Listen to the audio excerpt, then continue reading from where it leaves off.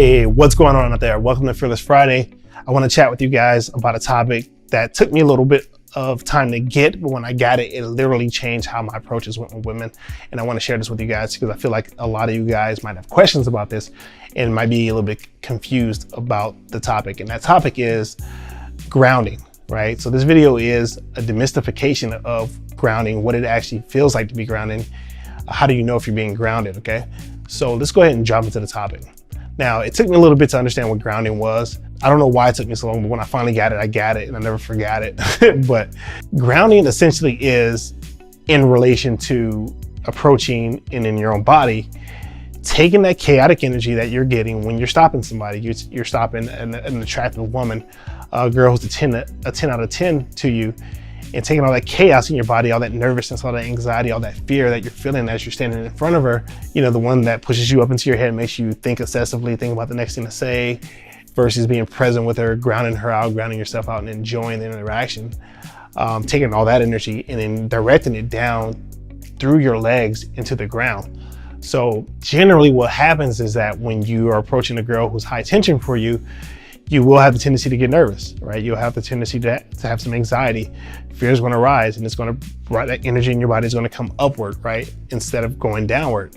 Now you want it to go downward, not only to ground her out, but you want to ground yourself out, right? Because if all that chaos is going on, you're never going to ever be able to think clearly, but you also are never going to be able to be truly present with this girl, looking into her eyes, talking to her, taking her energy in, but also giving her good energy that she can receive and enjoy as well. So that's why it's very important to take that energy and ground it somewhere. Brian loves to use the analogy of a lightning rod, right? Which is taking electricity from the sky, big metal lightning rod, grounding all that electricity down into the earth, right? Because lightning is chaotic until it hits the rod grounds it out. No different than when you're in interaction with a girl and all that chaos is going on in your chest, you're up in your head, you have tightness in your chest like a knot, you have tightness in your gut like a knot, and all that energy is just kind of either going up or it's stuck and it's stagnating. So how do you ground yourself? Well, what I like to do is I like to kind of lean on my left leg. And what I look for is just a tinge of energy running up the back of my legs, my calves, my back of my ankles, my hamstring, coming up from my heels. So I like to lean on my left leg a little bit until I get that surge of energy running up. And what I notice is that the surge of energy is starting to come up to my lower back, especially my lower spine, the base of my spine. I start to feel it there. Then I start to feel it rise up the back even higher. And it starts to feel really nice and warm and tingly.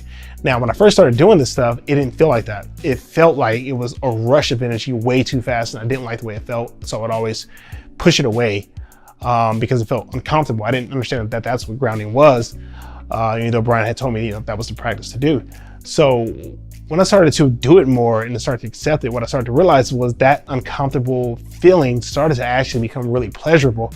And what you start to realize is that that energy running up the backs of your legs is actually feeding your body, right? It's actually making you, or it's actually giving you like food for your body, right? It's nourishing to you if you don't run from it. So I like to lean on either my left leg or my right leg and practice it. Now, if you're at home right now, what you could do is just kind of lean on your left leg. If you can stand up or sit down and do it, lean on your left leg and just notice how when you're kind of planting that foot into the ground, notice what's coming up the back of your ankles. Do you notice a surge of energy or the back of your calves, your hamstrings? Now, if you're feeling a little bit of something back there, then that's probably the energy kicking up. And notice how as you start to feel more of it, it starts to kind of amplify and get a little bit bigger, and maybe it shoots up even farther up your back. And that's what you want to feel over time. So if you're in an interaction with a woman, and let's say you hit her with one of those really powerful openers, a really good compliment, a really nice, genuine one, like we talked in last week's video, which if you haven't, go back and watch that video. It's a really powerful video on how to speak your truth and give a compliment from that place that really has a genuine impact on a woman and makes her really want to talk to you. If you hit her with one of those and let's say she gets really feminine and chaotic and she really loves that compliment, you're going to need to be able to ground that out, right? Because that's a lot of chaos coming from a woman, at least expression-wise. Women are the feminine in this expression, the masculine in this grounding, right? So in order to really have an effect right after you deliver that type of compliment, you're going to need to ground yourself out and enjoy that. Enjoy her being expressive and enjoying your compliment, right? Feel your leg, ground it out. Feel that enjoyment of pleasure in your body as you're talking to her, and don't leave it. Hold on to it the whole interaction, right? and just watch her turn more feminine as you start to ground more and feel more into your legs.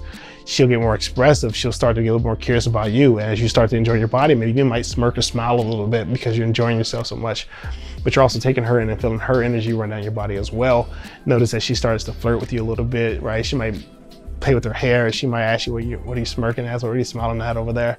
And that's all flirtation, right? That's all her feminine energy kicking on because she's responding to your masculine, which is polarizing her at that particular moment. Now, I challenge you guys this weekend to go out and stop 10 people a day. Now, if 10 is too much for you, stop 2 to 5 people a day. But I want you to get in front of enough people to where you can actually practice this. Now, it doesn't have to be a direct, it doesn't have to be a direct on a woman. It could just be something indirect, like asking for time and directions, if that triggers you and brings up your stuff. So go out there, ask for time, ask for directions. But I want you to do is take your journal with you. Journal where your energy is in each interaction. What did you notice? Well, I noticed my energy rising up in my chest and going up into my head. I was thinking about what to say. I couldn't ground myself.